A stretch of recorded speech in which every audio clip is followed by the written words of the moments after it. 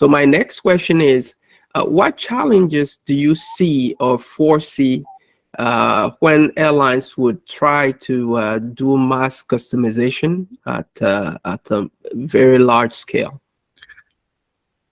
I mean, there's some doing it today. If you have 4 cabins, you're trying to manage that basic customization. But even for those sitting in every seat in each of those cabins, some of them want a different experience. They want different food. They want different entertainment. They want to be talked to differently.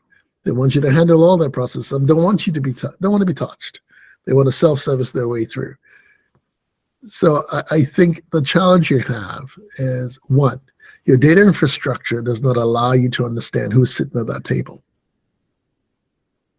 From the person who's planning at headquarters, to the person at the airport who knows how to deliver the product, to the person on board the airplane who knows how to deliver the product.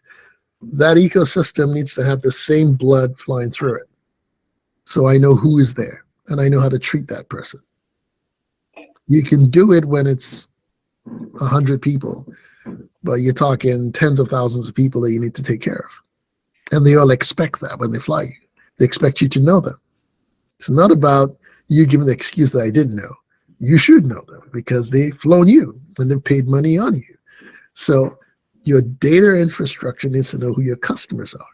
It's not a loyalty system, by the way, as the way we define loyalty. It is a loyalty system, but the way we define loyalty is not a loyalty system. It's a frequent flyer program, right? A loyalty system should be about loyalty. Meaning, if you fly twice a year, loyalty is that you've chosen the same airline twice, irrespective of price. Exactly. And those are the people we don't value the most because we don't think they're profitable. And we've been fooled to think companies who pay people to fly are more profitable.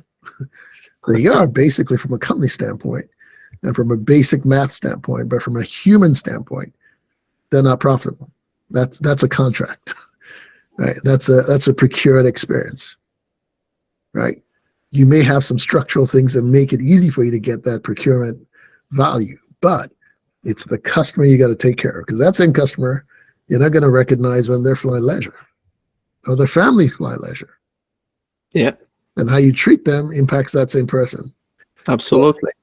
So again, that's the third leg of mass customization that needs to change. Okay. Because the world we're getting into are people who are going to be flying 2-3 times a year, and they want to fly and they want to have a great experience. Definitely, yeah. And they're willing to pay for it. Yeah. As you can see right now. Exactly. Very good. Thank you very much for that. Now I wanted to talk about Africa, yes. Our dear continent. Now, my first question for you about Africa is, what opportunities do you see in the African market, and how can airlines capitalize on them? So in everything we've just discussed, if you think of the African airlines that are existent today, they are at least 15 years behind. Even the big guys are really far behind. And there are very few, maybe one, that are maybe 7 years in building the infrastructure and the right approach to the market. But there's a ton of business, so they're happy doing what they're doing today because they make money off of it. So if you're one of 15, but you're the only player running an operation that is somewhat called Pan-African, you're still focused on the basics, right? Because there's no competition. And the other competitors, that's not their stronghold, and it's just a flight or two for them. So no big deal. Now, Africa as a whole is a large continent. It's larger than everywhere else. So when people think of airlines, they're thinking, oh, why don't we have like a BA in every country? Well, yeah, you could try that. Eventually, at some point, we'll get there. But the borders and the governments and the separations are what have created the lack of a Pan-African airline. And your investment philosophies in these countries create that.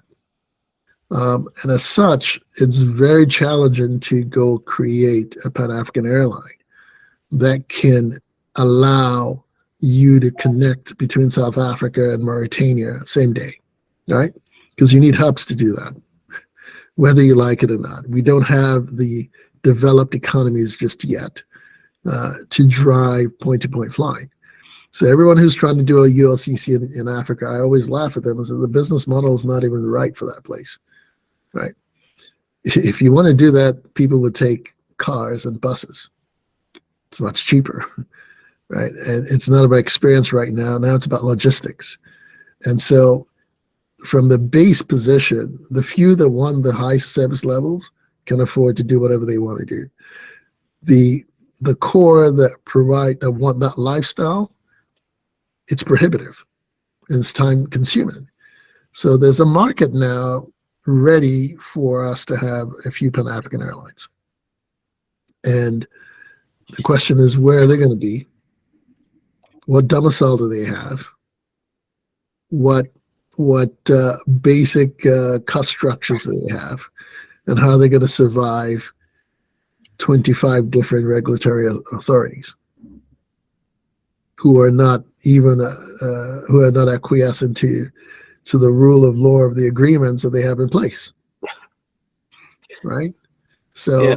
God forbid I'm domiciled in Bamako, but yet Ghana doesn't want to approve open skies for me. Yeah. But they're signatories to the agreement. I'm just using an example. I'm not saying that's the way it is. No, yeah, exactly. The so-called African pride, right? Or national pride. I don't know if it's national pride. I think it's just, I think it's infancy in sort of an approach to mature business. And as such, in this industry, there are just too many people who don't understand the mechanics of the business. So not to talk of trying to offer a service. Now, we're not unique in that sense. Asia has been that way for a long time. So also Europe had been that way, and it's changing. But you can see what's happening now with the UK and the EU. The experience is really shitty, excuse my language, for British folks now flying into the EU. Their lines are pretty long, right? Everybody else is easy going, but it's very challenging for a British person walking into a French airport. It's crazy. In Latin America, you have the same challenge, but they've moved up a bit in that respect. And you see now that there are a bunch of Pan-Latin carriers who are making things work, right? And so, that's the challenge we have. And it's the next bastion of opportunity, because everything we just mentioned in America is because you have legacy airlines. Yep. Asia didn't have as many legacy airlines. So you can see they can do a bunch of things well. However, they're getting to be that way. Europe has legacy airlines. And so it's a challenge for you to turn around a 900 airplane airline. Just to change seats alone takes you 3 years, right? So you already have lots of headwinds. In Africa, you don't have much. So you can actually create. And the Middle East is a great example of that. You actually created, and everybody came. Yep. Nobody thought for a fact that around Dubai, in a 4 or 5 hour radius, you had billions of people who lived. Right? Yeah. It's no different than Qatar. It's no different than Istanbul as hubs. And it's going to be no different for the Saudi carriers, because they're all in the same region. And they say, well, we can beat definitely the African carriers. Everybody will want to fly through us, as opposed to Europe, or as opposed to the US. And really, the new economy of youth is Africa and Asia. I'm not talking of the mature Asia. I'm talking of the new Asia, right? And Central Europe. So that's going to be where people are going to move. So there's tremendous opportunity. I think it's going to be painful, but there's tremendous opportunity in Africa going forward. And the folks want to live that lifestyle. In fact, they're yearning for it and they're forcing it. Let's see. How can airlines adapt their business model or strategy to cater for the specific needs and characteristics of the African market? It's a long process, but I don't think the need comes from airlines in these parts. It comes from entrepreneurs in these regions to create that, right? And to fight the fight. You know, in the Middle East, Dubai, Emirates did not say, please come fly in Emirates for me. No, they created an airline. Right? Bahrain did the same with Gulf. There was Kuwaiti Airways back then, but they only catered to a certain market. But the hub carrier said, no, we're going to create. Qatar did the same. And they created their own and said, please, if you want to come work, we'll give you all the opportunities in the world to do what you need to do. Well, the same is going to be true in Africa. We're going to create our own. It's not about somebody coming to fly for you. You don't need that. The world has moved on beyond that. And we have what I would call legacy thought processes on that. Very good. I think we've touched on a lot today. So what's your closing statement in order to end this interview? Absolutely. I would be remiss if I didn't promote myself, obviously. But I would say, you know, the airline business will continue to be a phenomenal business. It will attract many billionaires to become millionaires, and many millionaires might become billionaires in the process.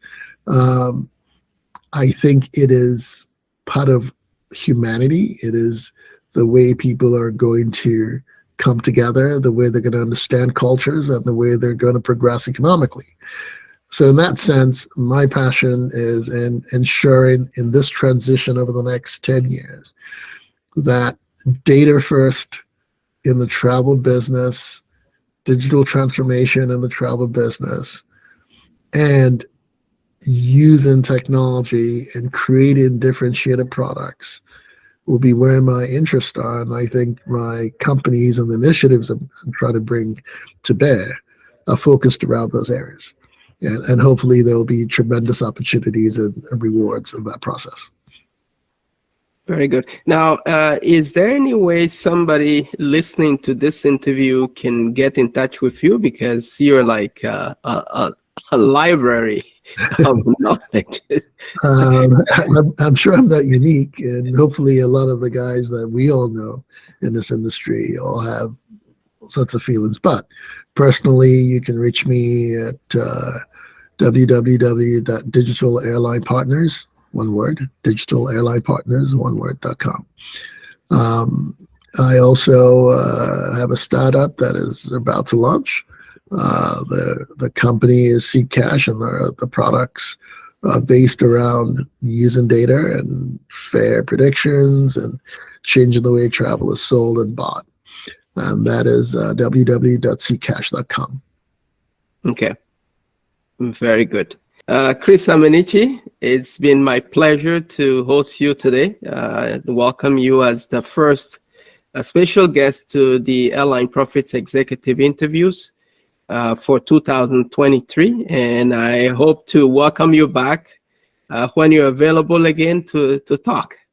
Absolutely, Kofi. Thank you so much for the opportunity. And, you know, we never get to speak as much, but I'm beginning to come online now. And I really appreciate your time and your thoughtful questions and the ability to get me to deliver my thoughts on this industry that I love so much. It's my pleasure.